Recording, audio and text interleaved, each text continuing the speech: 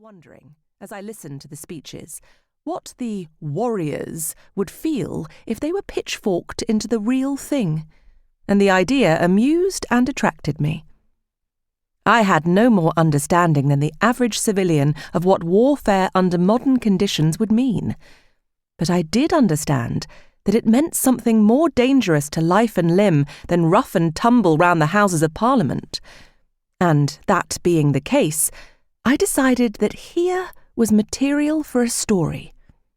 A young man and woman, enthusiastic, ignorant, who had thought of their little political scuffles as war and who stumbled accidentally into the other kind of war, of bullets and blood and high explosives. So she imagined a mild-mannered, pale-faced young man called William Tully and Griselda Watkins, his exact counterpart in petticoats, a piece of blank-minded, suburban young womanhood caught into the militant suffrage movement and enjoying herself therein. Her name is an echo of Griselda's in Chaucer's The Clerk's Tale. William, whose mind is initially blank and virgin for the sowing of any seed, becomes an ardent supporter of the cause, an adherent of the movement in its noisiest and most intolerant form. He signed petitions denouncing forcible feeding and attended meetings advocating civil war. Yet, he would all but foam at the mouth when compulsory service in the army was the subject of conversation, and militarism, to him, was the blackest of all the works of the devil. His being pitchforked into the real thing is the central theme of the book. The young couple, completely caught up in a different struggle, give their lives to progress. It was a very solemn little moment. Man and woman, affianced lovers, they dedicated themselves to their mission, the uplifting of the human race.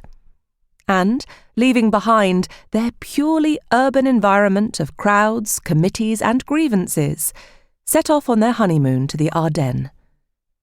They find themselves in a valley disquieting as well as beautiful, but in a reassuringly pamphlet-filled cottage where woman and democracy, even on the backs of books, had power to act as a tonic and trumpet call. One of the incidental beauties of the novel is the way it is made entirely plausible that the new Mr. and Mrs. Tully have no idea what is happening in the rest of the world outside their private Ardennes. So they planned comfortably and without misgiving, while the world seethed in the melting pot and the Kaiser battered at Liège. Wonderfully plausible, too, is their dawning boredom, even with each other.